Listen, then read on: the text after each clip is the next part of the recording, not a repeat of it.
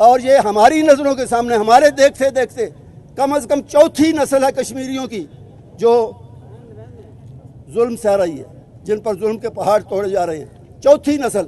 اور میں ان کو خراج تحسین پیش کرتا ہوں، ان کو سلام پیش کرتا ہوں، ان کو سیلوٹ پیش کرتا ہوں، ان کے شہداء کو، ان کے غازیوں کو. اور ایک دفعہ پھر یہ کہتا ہوں کہ تمام رنگی کفن شہیدان با وفا کو سلام پہنچے. تمام رنگی کفن شہیدان با وفا کو سلام پہنچے، اور وطن کی حرمت پہ کٹنے والوں کے نقش پا کو سلام پہنچے. اور دیکھیں کہ وہ ان ظلموں سے ستم یہ سہتے ہوئے کرتے کیا ہیں. ان کے پاس ہے کیا؟ پاکستان کا جھنڈا. ان کے پاس ہے کیا؟ پاکستان کا جھنڈا. اسی کا وہ بلند کرتے ہیں اور اسی میں لپٹ کر وہ آبدی نیند سو جاتے ہیں. ہم نے ان کے لیے کیا کیا ہے؟ میں اپنے آپ سے پوچھتا ہوں، میں اپنی قوم سے پوچھتا ہوں، میں اپنی حکومت سے پوچھتا ہوں، میں اپنے لوگوں سے پوچھتا ہوں، ہم نے ان کے لیے کیا کیا ہے؟ ہم نے ان کے لیے کچھ نہیں کیا. اور جتنا انہوں نے پاکستان سے، اسلام سے محبت کا اظہار کیا ہے، اس کا عشر عشیر، اس کا 10واں، اس کا 7واں حصہ بھی ہم ری پے نہیں کر سکے، ان کو نہیں دے سکے. یہی ہمارا قصور ہے، یہی ہمارا جرم ہے، جس کی سزا اللہ اور تاریخ ہمیں دے رہے ہیں اور دیتے رہیں گے جب تک ہم جاگیں گے نہیں، جب تک ہم اپنا فریضہ جہاد ادا نہیں کریں گے. لڑ جائیں، مر جائیں، جس طرح وہ مر رہے ہیں ہم بھی مر جائیں گے. مرنا تو سب نے ہے، پھر ڈرنے کی کیا ضرورت ہے؟ جب مرنا ہے تو ڈرنا کیوں؟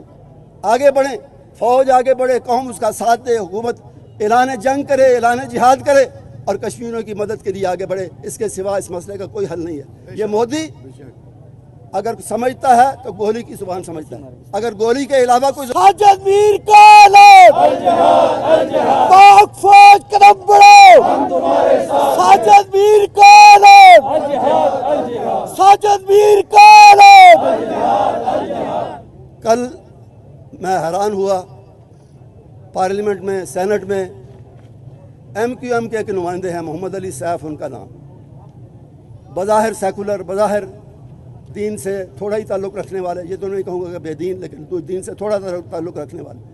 لیکن انہوں نے سب سے بڑھ چڑھ کر یہ بات کہی. انہوں نے کہا کہ میں بطور پارلیمنٹیرین نہیں، بطور ایم کیو ایم کے نمائندے کے نہیں، بلکہ ایک مسلمان کی حیثیت سے، جس کے نام کا پہلا حصہ محمد ہے، جس کے نام کا دوسرا حصہ علی ہے، اور جس کے نام کا تیسرا حصہ سیف ہے، میں اس حیثیت سے یہ کہتا ہوں کہ جہاد کے سوا اس مسئلے کا کوئی حل نہیں ہے.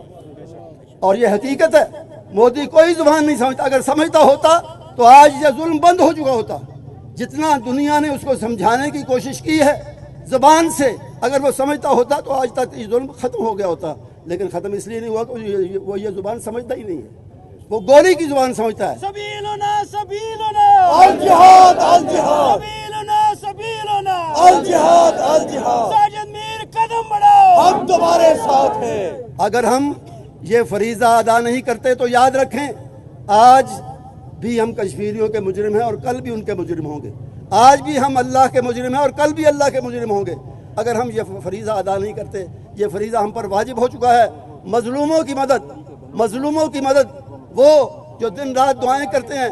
کہاں ہے پاکستان کی افواج؟ کہاں ہے پاکستان کی حکومت؟ کہاں ہے پاکستان کے عوام؟ وہ اتنے ظلم و ستم کے پہاڑ ہم پر ٹوٹتے ہوئے دیکھتے ہوئے ٹس سے مس کیوں نہیں ہوتے؟ دن رات ان کی دعائیں ہیں، خواہشات ہیں، وہ کب تک ہم نے پائے تکمیل تک نہیں پہنچائیں گے. ہمیں آگے بڑھنا چاہیے، اپنا فرض ادا کرنا چاہیے.